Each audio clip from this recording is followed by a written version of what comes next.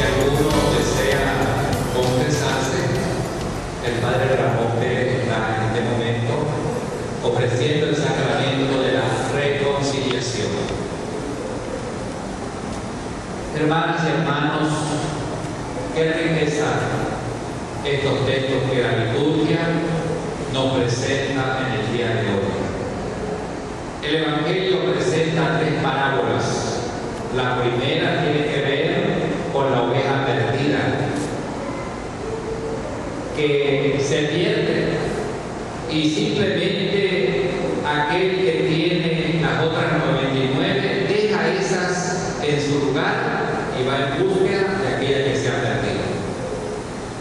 Hoy podríamos decir, hay tantas ovejas descarriadas que hay que dejar la que está sana y ir en búsqueda de las 99 que están en cada situación. Y luego la segunda parábola tiene que ver con aquella mujer que tiene 10 monedas y se le pierde una. Desesperadamente limpia la casa, busca por todas partes hasta que la encuentra. Pero es tanta la alegría que le dice a sus amigas: alégrense conmigo, porque he encontrado esta moneda que estaba perdida. Hay alegría, hay gozo entre las dos por aquella persona que se llega a convertir al Señor, cambiando de vida radicalmente, que aquellos otros 99 que no necesitan nada, porque son justos y ya están salvados, como dicen los hermanos separados. Mientras el Evangelio también nos centra en otra parábola interesante, muy bella, esta parábola que tiene que ver con el hijo pródigo. Un padre que tiene 2 hijos, el hijo menor, inexperto tal vez, se va de primera, o se va de la primera, como dice por aquí la gente, y pide la herencia. Normalmente el hijo pide la herencia una vez que su padre muere. Antes no pide la herencia, porque es una ofensa al papá, es una ofensa a los suyos pedir herencia anticipadamente. Sin embargo, el padre no tiene ningún reparo en darle lo que le correspondía. Esto es tuyo.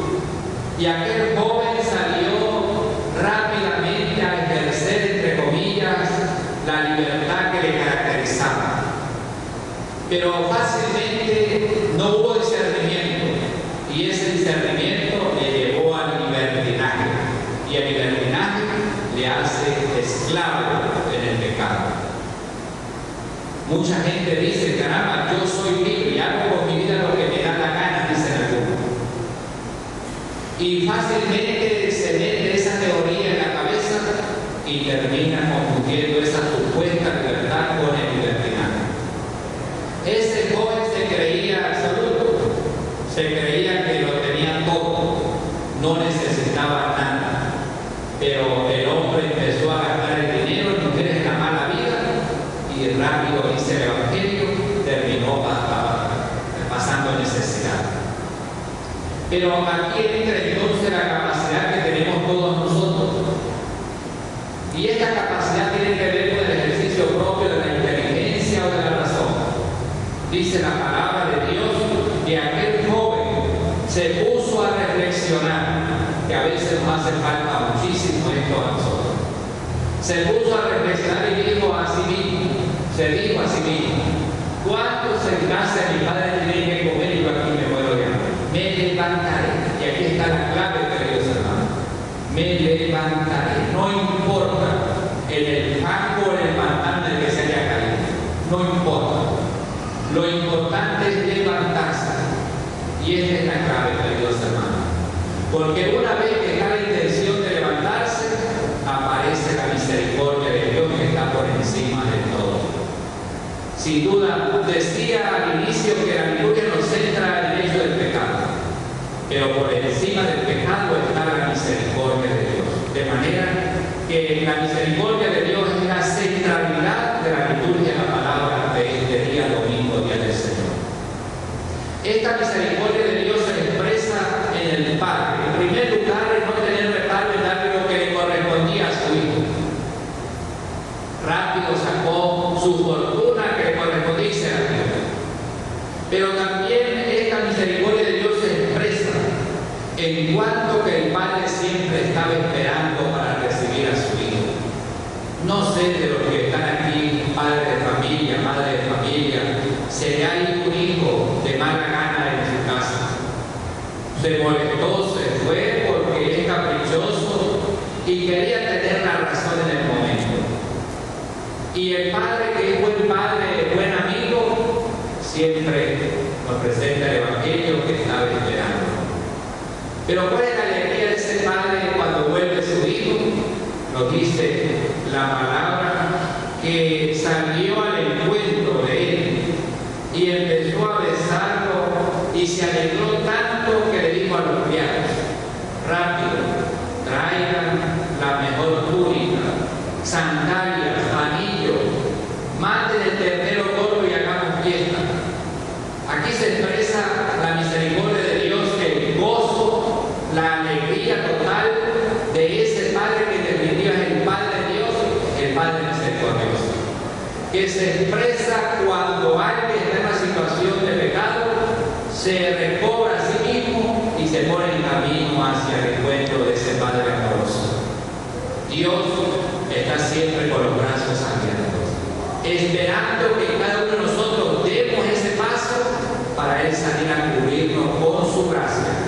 Ya no es el becerro gordo, ya no son las sandalias, el anillo, la mejor túnica o la mejor ropa, es la gracia. Y esa gracia de Dios se consigue precisamente a través del sacramento de la reconciliación. No me explico, mis queridos hermanos, por qué algunos pasan meses, a veces años y años sin acercarse al sacramento de la reconciliación. ¿Cuánta gente llega atormentada al sacramento de la confesión? Llega una cantidad de situación que le está haciendo triste su vida, que le está en una situación de esclavo por el pecado. Llega a la confesión, saca todo aquello. El sacerdote, en nombre de ese Dios, le absuelve sus pecados. Aquel hombre o aquella mujer recobra de nuevo su gracia, porque se puso en camino hacia la casa del Padre. Dios tiene sus instrumentos para devolver esa paz y devolver la gracia a sus hijos. Por eso la importancia del sacramento de la reconciliación. Y el sacerdote que hace en el confesionario, el juez, porque tiene que corregir, tiene que orientar, tiene que ayudar, hace también el de la misericordia, hace el papel del Padre juez misericordioso. Anda, vete, no peques más. Paga esto, por esto, para decir la penitencia que se coloca. Y aquella persona sale totalmente restaurada desde la gracia de Dios. ¡Qué bendición! ¡Qué maravilla lo que Dios ha dejado como es el sacramento de la reconciliación! Pero ¿qué pasa a veces, mis queridas hermanas y hermanos? Nosotros tendemos a ser soberbios y creernos los absolutos en que no necesitamos de Dios. Y por tanto, despreciamos esa maravilla, ese sacramento de la reconciliación. Dios devuelve esa gracia a través del sacramento de la reconciliación. Pero hay algo más en el Santo Evangelio que hemos escuchado. El Evangelio nos habla de dos jóvenes, dos hijos. El primero que pierde herencia y el otro que permaneció fiel en la casa con su padre. ¿Cuál es la sorpresa para el padre ante la actitud del hijo mayor? Que cuando aquel joven escucha la fiesta y ve que hay aquella situación de alegría en la casa, se pregunta y le pregunta a los criados qué está pasando. Esto le comentan y de una vez él se niega a entrar a la fiesta, porque esta es la otra actitud. Que va al fango a través del pecado por el libertinaje, y que se cree la casa de una manera soberbia, que cree que todo lo tiene, que todo lo ha logrado porque permanece supuestamente fiel a su padre. Y aquí entonces aparece el egoísmo, y el egoísmo no le permite tampoco la paz, no le permite la alegría a este joven, al punto que el padre, y se vuelve a expresar aquí la misericordia del padre, cuando le dice: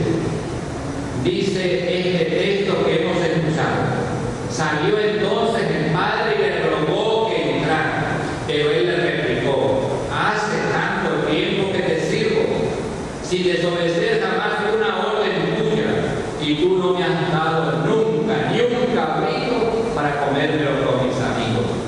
Pero ese hijo, sí, viene este hijo tuyo, que despilfarró tus bienes con mujeres de la mala vida, y tú mandas matar el becerro gordo.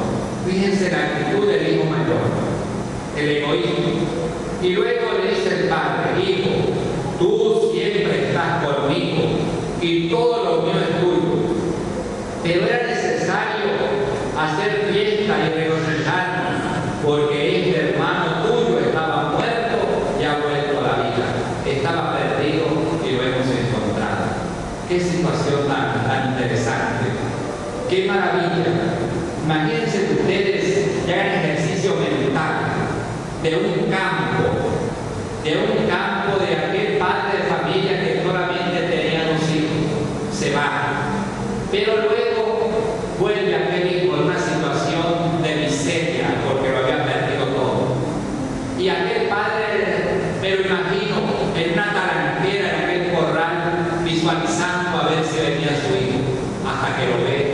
Y va entonces al encuentro, lo abraza, lo besa, lo acoge, se alegra tanto que hace enseguida una fiesta. ¡Qué bien!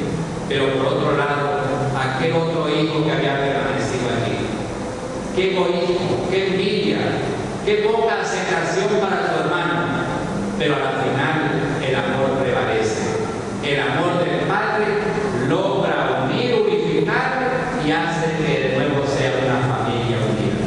Qué bello cuando nuestras familias a veces están tan desarticuladas, tan desunidas, y que a veces el amor no aparece por ningún lado. Esta pudiera ser la enfermedad del siglo, en que carecemos de amor y de afecto para con los demás. Y pareciera que expresar esto es lo peor que le puede pasar a un ser humano.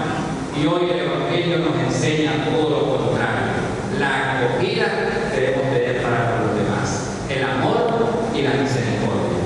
De manera que el pecado no tiene sentido. El pecado no tiene poder y autoridad ante el poder y la misericordia del Señor. Y para eso entonces murió Cristo el Señor, para levantar al hombre que estaba esclavizado del pecado, para levantarlo y darle su puesto como hijo de Dios, recobrar de nuevo para él su dignidad y esa imagen y semejanza perdida por el pecado. De manera pues que debemos estar contentos, alegres el día de hoy, porque tenemos un Padre misericordioso, un Padre que es amor. Revisemos lo más profundo de nuestras vidas, dónde estamos fallando, dónde estamos cayendo, para acudir al perdón de Dios, a la misericordia de Dios. Y así suplicar el perdón a Él, su gracia, su misericordia, y volver a recobrar la casa paterna que muchas veces nosotros la perdemos por la situación del pecado. Pidamos al Señor por esa bendición, esa gracia, que tenga por